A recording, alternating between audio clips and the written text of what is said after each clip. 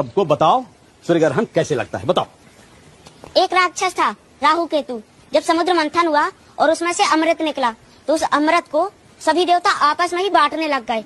और ये बात जब राहु केतु को पता चली तो भेष बदलकर देवताओं के बीच में घुस गया और जैसे उसने अमृत को पिया, चांद भगवान और सूर्य भगवान ने उसका भेद खोल दिया और फिर विष्णु भगवान ने उसका सर धड़ से अलग कर दिया। इसी कारण सूर्य ग्रहण कहते हैं। जाओ जाओ जाओ जाओ जाओ। तो ये पढ़ाते हैं आप लोग इन बच्चों को, who is the science teacher?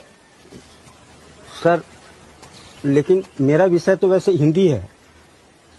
तो आप बच्चों को साइंस पढ़ाते हैं कि अमर चित्र कथा? हाँ, नया लड़का है सर। आप तो कह रहे थे बड़ा होनहार लड़का है। मैं नहीं सर। चलो तुम बताओ।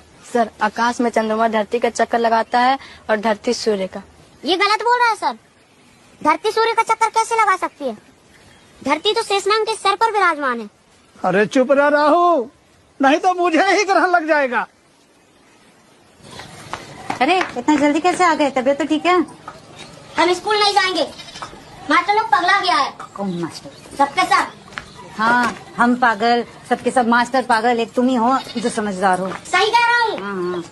पंडित जी की कहानी सुनाई थी राहु केतु वाली, हमको जोर से डपट दिया और कह रहा था कि धरती सूर्य के चारों ओर घूमती है, इस कारण सूर्य ग्रहण लगता है।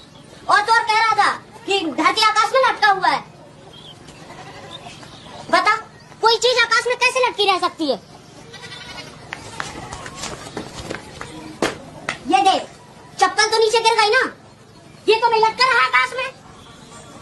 और वो उधर कि शेषनाग के माथे पर धरती विराजमान है। वो तो दिखाए हैं, पर मास्टर जी गलत थोड़ी ना पढ़ाएंगे।